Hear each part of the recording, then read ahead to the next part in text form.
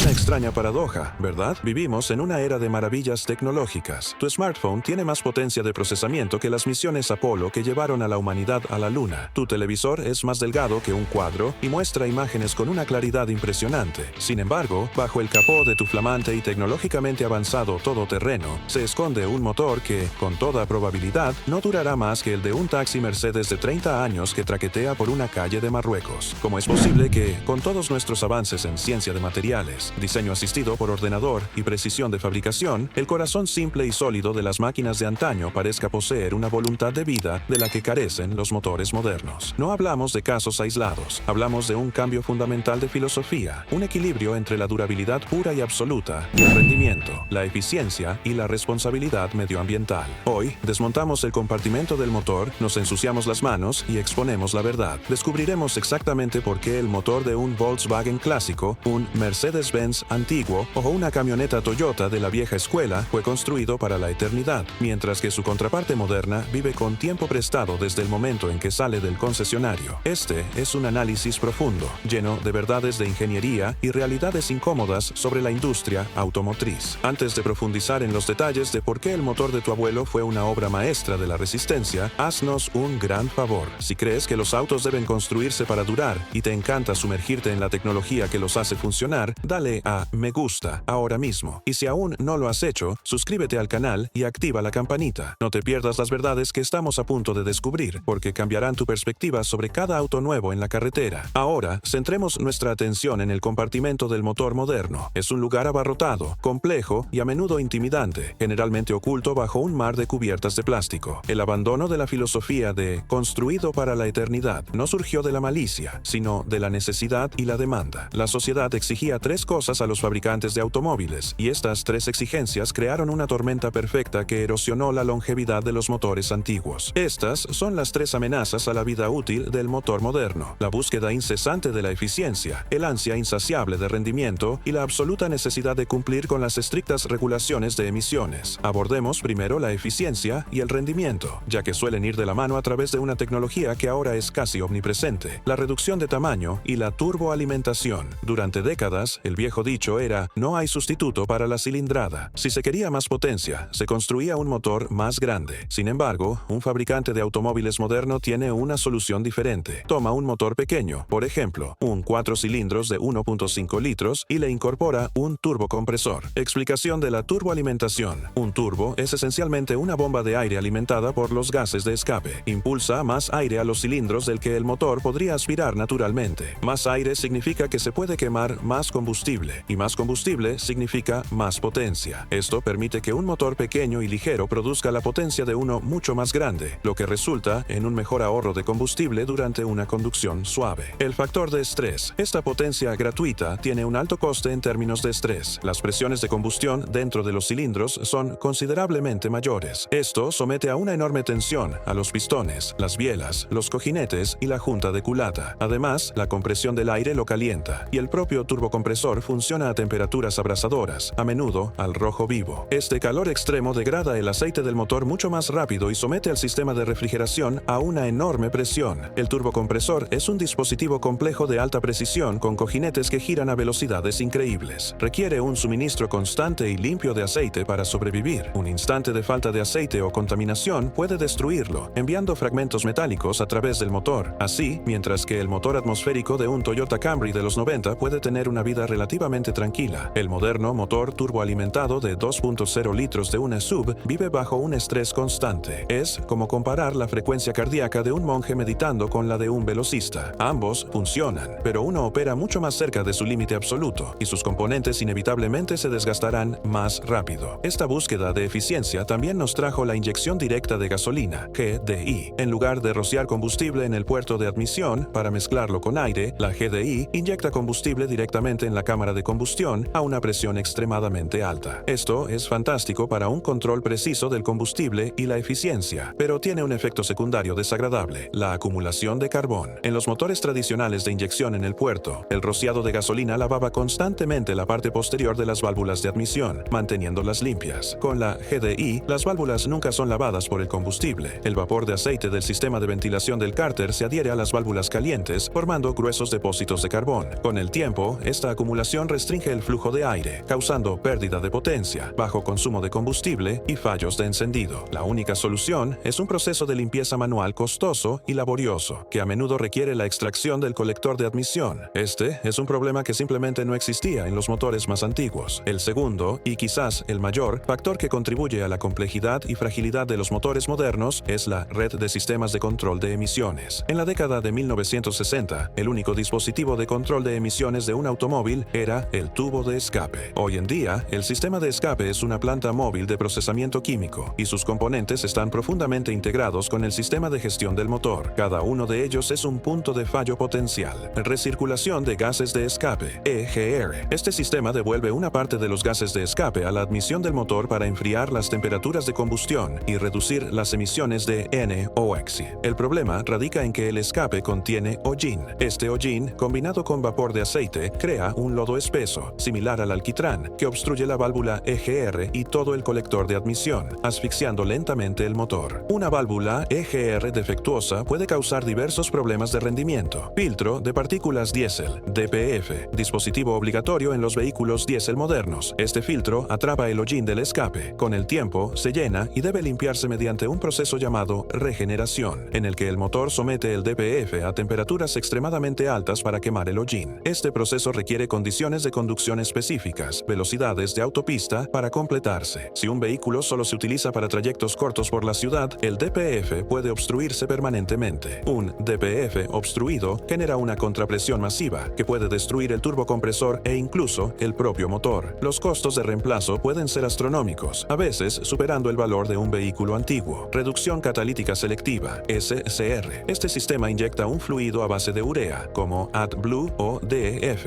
en el escape para convertir los óxidos de nitrógeno dañinos en nitrógeno y agua inocuos. Esto añade un nivel adicional de complejidad, un tanque, una bomba, un inyector y múltiples sensores. Si alguna pieza de este sistema falla o se agota el fluido, la computadora del vehículo suele estar programada para poner el vehículo en un modo de potencia muy reducida o incluso impedir que arranque. Piénselo un momento. Una vieja Toyota Hilux con su legendario motor 22RE podría circular en medio del desierto sin infraestructura de apoyo. Un SUV diésel moderno de la misma marca puede quedar inutilizado en un barrio suburbano impecable porque su depósito de líquido de emisiones está vacío o un sensor ha fallado. Este es el precio a pagar por un aire limpio. Los sistemas funcionan bien cuando son nuevos, pero a medida que el vehículo envejece, se convierten en un gran problema para los propietarios a largo plazo. Finalmente, llegamos al cerebro que controla todo esto, la vasta e intrincada red electrónica. Un motor de la década de 1970 podría haber tenido una docena de cables conectados. Un motor moderno tiene un mazo de cables que parece un sistema nervioso complejo, conectando cientos de cables a docenas de sensores y actuadores, todos ellos informando a la EQ central. Ya hemos hablado de cómo un fallo en un sensor puede dejar un coche fuera de circulación, pero el problema es más insidioso. Estos componentes suelen estar ubicados en el ambiente caliente y vibrante del compartimento del motor. Tras una década o más, los ciclos de calor hacen que los conectores de plástico se vuelvan quebradizos y se rompan. Los cables pueden desgastarse y provocar cortocircuitos. Los sensores pueden simplemente fallar por el paso del tiempo. Diagnosticar estos problemas electrónicos puede ser increíblemente difícil y llevar mucho tiempo, incluso para mecánicos experimentados. Requiere una habilidad completamente diferente a diagnosticar un problema mecánico. En un coche antiguo, un problema suele ser algo que se puede ver, oír o sentir. En un coche moderno, el problema suele ser un flujo invisible de datos erróneos. Sin embargo, esa no es toda la historia. Esto nos lleva a la incómoda realidad de la industria automotriz moderna, una sutil forma de obsolescencia programada. No se trata de una oscura teoría de la conspiración donde los ingenieros diseñan deliberadamente piezas para que fallen en una fecha específica. Es una realidad económica con más matices. El modelo de negocio de un fabricante de automóviles no consiste en vender un coche que dure 50 años. Se trata de vender un coche nuevo cada 5 o 10 años. Por lo tanto, cada componente se diseña y valida a un precio específico y una vida útil específica, que suele estar vinculada al periodo de garantía del vehículo y algunos años más. ¿Por qué un ingeniero usaría una carcasa de termostato de plástico o una bomba de agua con un impulsor de plástico cuando sabe que el metal es mucho más duradero y resistente al calor? La respuesta es el costo. Los componentes de plástico son económicos de producir en masa. Podrían ahorrarle al fabricante $10 por auto. Esa pieza de plástico probablemente funcionará perfectamente durante los primeros 5, quizás incluso 8 años. Pero después de una década de innumerables ciclos de calor, el plástico se vuelve quebradizo e inevitablemente se agrietará y fallará. La pieza de aluminio fundido que reemplazó fracasó, habría durado toda la vida útil del vehículo. Multiplique esta única decisión por cientos de componentes: colectores de admisión de plástico, carcasas de filtros de aceite de plástico, tanques de radiador de plástico. Es una muerte por 1000 cortes para la durabilidad a largo plazo. Estas decisiones no se toman porque los ingenieros sean incompetentes, se toman porque se les da un presupuesto y una vida útil objetivo, y la longevidad más allá de ese objetivo no es una preocupación principal. Este es el cambio fundamental. El ingeniero que construyó ese viejo motor de Mercedes tenía la facultad de usar los mejores materiales para el trabajo, dejando el costo como una consideración secundaria. El ingeniero que construye un motor de SUV moderno está limitado por una cadena de suministro global, por objetivos de costo unitario medidos en fracciones de centavo y por un diseño que prioriza la reducción de peso y la eficiencia del empaque sobre la durabilidad máxima. Para comprender verdaderamente esta brecha en la longevidad, primero necesitamos retroceder en el tiempo. Necesitamos sumergirnos en la mentalidad de los ingenieros que diseñaron estas legendarias centrales eléctricas. A mediados del siglo XX, sobre todo en la posguerra, la ingeniería no se limitaba al cálculo, se trataba de reputación. Para empresas como Mercedes-Benz, Toyota e incluso Volkswagen, un coche era una de las inversiones más importantes que una familia podía hacer. Era una declaración de calidad, una promesa de fiabilidad. El motor era el núcleo de esa promesa. La filosofía rectora no era cómo podemos hacerlo adecuado, sino cómo podemos hacerlo indestructible. Esto dio lugar a un concepto que los entusiastas del automóvil denominan con cariño sobreingeniería. No se trataba de ineficiencia, sino de incorporar amplios márgenes de seguridad y durabilidad. Los materiales se eligieron no por su bajo coste ni su ligereza, sino por su resistencia bruta y su capacidad para soportar condiciones mucho más allá de los parámetros operativos normales. Datos técnicos destacados para el editor. Material: hierro fundido de gran espesor para bloques de motor y culatas. Si bien es más pesado y tarda más en calentarse, el hierro fundido es increíblemente estable a altas temperaturas, resiste la deformación y es extremadamente duradero contra el desgaste. Los motores modernos utilizan casi exclusivamente aleaciones de aluminio para reducir peso. Si bien es resistente, el aluminio es más susceptible a la deformación por sobrecalentamiento y puede sufrir desgaste de roscas con mayor facilidad. Componentes internos: los cigüeñales de acero forjado, las bielas robustas y los pistones de paredes gruesas eran la norma. Estos componentes solían ser físicamente más grandes y pesados de lo estrictamente necesario. Este exceso de masa y resistencia significaba que podían soportar millones de ciclos de combustión sin acercarse a sus límites de fatiga. Tolerancias: los procesos de fabricación de la época resultaban en tolerancias más flexibles entre las piezas móviles. Esto podría parecer una desventaja, pero tenía una ventaja oculta. Estos motores eran menos sensibles a pequeñas variaciones en la calidad del combustible o a ligeras imperfecciones en la lubricación. Eran más tolerantes. Los motores modernos se construyen con tolerancias de eficiencia extremadamente estrictas, lo que los hace muy sensibles. Una pequeña dilución de combustible en el aceite o una ligera caída de la presión del mismo pueden ser catastróficas. Pongamos en práctica esta filosofía con una auténtica leyenda: el motor diésel Mercedes-Benz OM617, presente en coches como el BMW 123-300D. Este motor de 5 cilindros en línea de 3,0 litros es posiblemente uno de los motores de combustión interna más duraderos jamás instalados en un turismo. Es el rey indiscutible de la longevidad, el motor que se ve en fotos de taxis con odómetros que han dado varias vueltas, marcando más de 1 millón de millas. ¿Por qué? Era una obra maestra de ingeniería avanzada. Su bloque era una fortaleza de hierro fundido. Su cigüeñal estaba forjado en acero de alta calidad y soportado por 7 cojinetes principales, una cantidad inusualmente alta para un motor de 5 cilindros, lo que proporcionaba una estabilidad inmensa y reducía la flexión. El árbol de levas estaba accionado por engranajes, conectado directamente al cigüeñal. No había correa de distribución que se rompiera, ni cadena de distribución que se estirara, puntos de fallo comunes y a menudo fatales en muchos otros motores. Todo en el OM617 se diseñó con un objetivo tácito: sobrevivir al coche, a su propietario y posiblemente a la civilización misma. No producía mucha potencia para su tamaño, no era especialmente silencioso y sus emisiones harían llorar a cualquier ambientalista moderno, pero arrancaba siempre, funcionaba con un combustible cuestionable y simplemente se negaba a morir. Ese era el precio a pagar, esa era la promesa. Esta filosofía de simplicidad se extendía más allá de los materiales básicos. Todo el ecosistema del motor era mecánico, tangible y comprensible. No había una misteriosa caja negra que controlara cada movimiento. El funcionamiento del motor se regía por las leyes de la física, no por líneas de código. Esta es la segunda razón principal de su increíble vida útil: la ausencia de sistemas complejos y frágiles. Un viejo Volkswagen Escarabajo, por ejemplo, es un monumento ambulante a la simplicidad. Su motor boxer de 4 cilindros refrigerado por aire es una maravilla maravilla del minimalismo. Comparemos una tarea sencilla pero crucial: suministrar combustible a los cilindros. Sistema de combustible clásico, carburador. Un dispositivo puramente mecánico que utiliza el vacío creado por el motor para aspirar aire y combustible a través de una serie de pequeños inyectores y conductos. Los mezcla formando un vapor combustible. Si funciona mal, la solución suele consistir en un destornillador, una lata de limpiador y un conocimiento básico de su funcionamiento. Un carburador se puede reconstruir en un banco de trabajo con un simple juego de juntas y sellos. Es transparente. Se puede ver el combustible y las piezas móviles. No tiene cerebro electrónico. Sistema de combustible moderno. Inyección electrónica de combustible. Este sistema es gestionado por la unidad de control del motor, ECU, la computadora central del vehículo. Su funcionamiento se basa en una red de sensores. Una bomba de combustible de alta presión envía gasolina a los inyectores, que son esencialmente boquillas controladas por computadora. La ECU lee datos del sensor de flujo de masa de aire, los sensores de oxígeno, el sensor de posición del acelerador y el sensor de posición del cigüeñal, entre otros, para calcular con precisión, con una precisión de microsegundos, el tiempo que debe permanecer abierto cada inyector. El sistema moderno es brillante. Es la razón por la que los autos modernos consumen mucho menos combustible y son mucho más potentes. Pero aquí está el truco. Introduce docenas de posibles puntos de falla que simplemente no existen en el sistema antiguo. La bomba de combustible de alta presión puede fallar, costando cientos o incluso miles de dólares reemplazarla. Un sensor de oxígeno puede fallar, causando que el motor funcione mal y no pase una prueba de emisiones. Los propios inyectores pueden obstruirse o fallar electrónicamente. Lo peor de todo es que la EGU puede fallar, bloqueando por completo el auto. En el mundo de los autos clásicos, si había combustible y chispa, el motor funcionaba. Puede que no funcionara perfectamente, pero funcionaba. En el auto moderno, si falla un solo sensor crítico de $80, su vehículo de varias toneladas puede quedar tan inservible como un adorno de jardín, tirado al costado de la carretera. Este principio se aplica en todos los ámbitos. El encendido en un coche clásico se gestionaba mediante un distribuidor, un dispositivo mecánico que envía la chispa a cada cilindro en secuencia. Cuenta con puntos y un condensador, piezas de desgaste que se pueden reemplazar en 30 minutos con herramientas básicas. Un coche moderno utiliza un sistema complejo de paquetes de bobinas o unidades de bobinas sobre bujía, todos controlados por la ECU según las entradas de los sensores. Cuando funciona, es muy superior. Cuando falla, requiere computadoras de diagnóstico y su reparación puede ser mucho más costosa. El sistema antiguo se basaba en el desgaste mecánico predecible. El nuevo sistema se centra en los fallos electrónicos impredecibles. Ahora bien, debemos abordar un contraargumento importante: el sesgo de supervivencia. Es cierto que solo recordamos los buenos coches de siempre. Por cada Mercedes W123 indestructible, hubo docenas de otros modelos de diferentes marcas que estaban mal construidos, oxidados hasta el olvido y enviados al desguace hace mucho tiempo. Por definición, solo vemos los más resistentes que han sobrevivido al paso del tiempo. Los coches modernos, en general, son mucho más fiables en sus primeros 160.000 kilómetros que sus homólogos clásicos. Requieren menos puestas a punto, los intervalos de cambio de aceite son más largos y, por lo general, son menos exigentes a diario. Entonces, ¿qué hemos aprendido? No es que los ingenieros modernos sean peores que sus predecesores. De hecho, se podría decir que son mucho más brillantes al poder extraer tanta potencia y eficiencia de motores pequeños, cumpliendo a la vez con objetivos de emisiones casi nulas. La diferencia radica en los objetivos, las filosofías y las limitaciones. El antiguo motor de un Volkswagen, Mercedes o Toyota clásico era producto de una época diferente, construido con un simple lema: que durara. Lo conseguía mediante un diseño de ingeniería avanzada, el uso de materiales robustos y flexibles como el hierro fundido, y una hermosa simplicidad mecánica que lo hacía transparente y reparable. Era robusto, pero también consumía mucha gasolina. Era sucio y relativamente de baja potencia para los estándares actuales. El motor moderno de tu nuevo SUV es una maravilla de ingeniería sofisticada. Es un instrumento finamente afinado, diseñado para satisfacer las contradictorias demandas de potencia, ahorro de combustible y normativas medioambientales. Lo consigue mediante la complejidad: turbocompresores, inyección directa, intrincados sistemas de emisiones y una vasta red electrónica. Cumple su función a la perfección cuando es nuevo, pero esta complejidad es su punto débil. Cada sistema adicional,